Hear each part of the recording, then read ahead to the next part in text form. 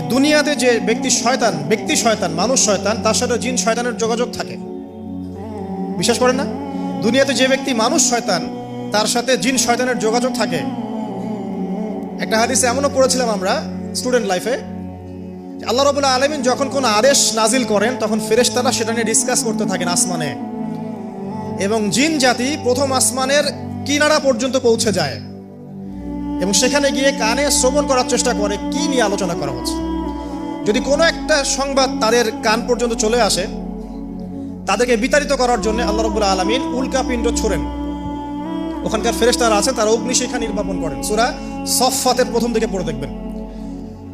এই জিন দুনিয়াতে যে কবিরাজ বা তান্ত্রিক বা জাদুকরের আন্ডারে আছে, সে এসে তাকে জানিয়ে দেয় এই হতে যাচ্ছে। তখন সেই তান্ত্রিক এই সত্যটার সাথে আরো 100টা মিথ্যা জড়িয়ে জনগণকে বিভ্রান্ত করে। তখন তার কথা ফলে যায়, মানুষ মনে করে যে তান্ত্রিক অনেক বড় কিছু হয়ে গেছে। তো এগুলো সবই ফিতনা। যাই হোক, এই জিনের ব্যাখ্যা কিন্তু আমরা করতে পারছি না বিজ্ঞান দিয়ে। নবী করিম সাল্লাল্লাহু আলাইহি ওয়াসাল্লাম বলেছেন, এক শ্রেণীর স্পেশাল ফেরেশতা আছেন যারা দরুদগুলোকে সংরক্ষণ করেন।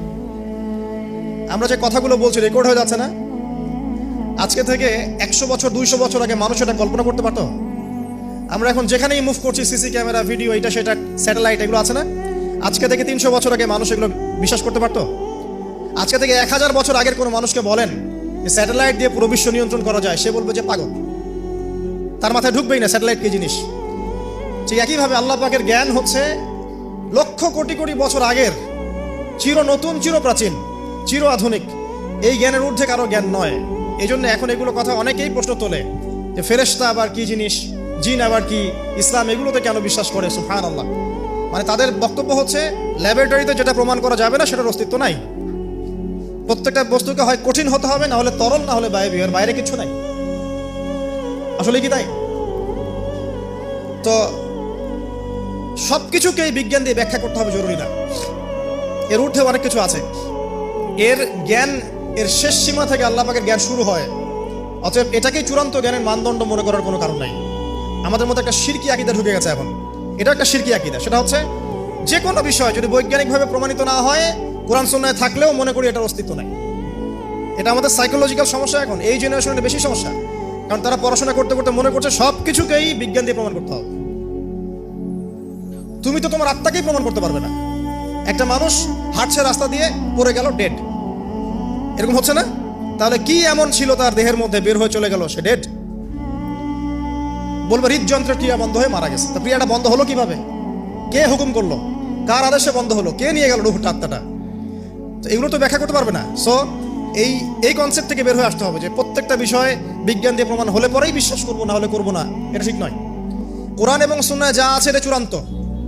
এর বাইরে যা আছে এটা যদি কোরআন সুন্নাহর সাথে মিলে যায় আমরা গ্রহণ করবো, কোনো সমস্যা নেই। কিন্তু না মিললে আমরা কোশ্চিন কারো সেটা মানতে রাজি নই।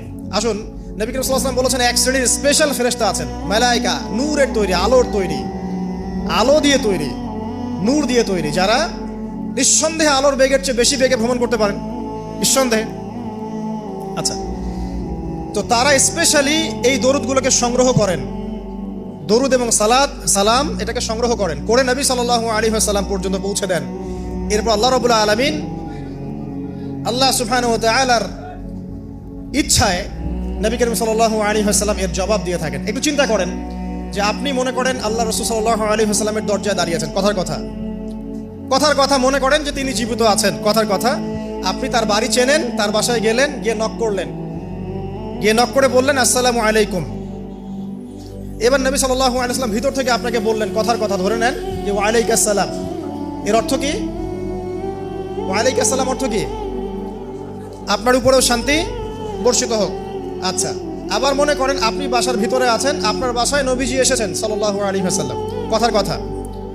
এবার তিনি আপনার দরজায় নক করছেন, নক করে বলছেন আসসালামু আলাইক, তোমার উপর শান্তি বর্ষিত হোক। তো নবী সাল্লাল্লাহু আলাইহি ওয়াসাল্লামের এই যে দোয়া, তোমার উপরে শান্তি বর্ষিত হোক, এটা যে যত বেশি পাবে তার জীবনটা তত সুন্দর হবে না? অতএব যে ব্যক্তি যত বেশি দরুদ পাঠ করবে, যত বেশি সালাত প্রদান করবে নবী সাল্লাল্লাহু আলাইহি ওয়াসাল্লামকে, ইনশাআল্লাহ তাআলা সে সচ্ছল হবে, টেনশন ফ্রি থাকবে, সুখে শান্তিতে পৃথিবীতে বসবাস করবে ইনশাআল্লাহ। আর সুখ বলতে আমি শুধুমাত্র চাকচিক্য বোঝাচ্ছি না, বাড়ি গাড়ি স্ট্যাটাস বোঝাচ্ছি না। সুখী হওয়ার জন্য টাকা যথেষ্ট না। অনেক সময় দেখবেন কোটিপতি মানুষ সুখী নয়, একজন ভ্যান চালক সুখী। সুখ টাকা দিয়ে কেনা যায়? সুখ বলতে মনের সুখকে বোঝানো হচ্ছে। আল্লাহ পাক আমাদেরকে বোঝার তৌফিক দান করুন।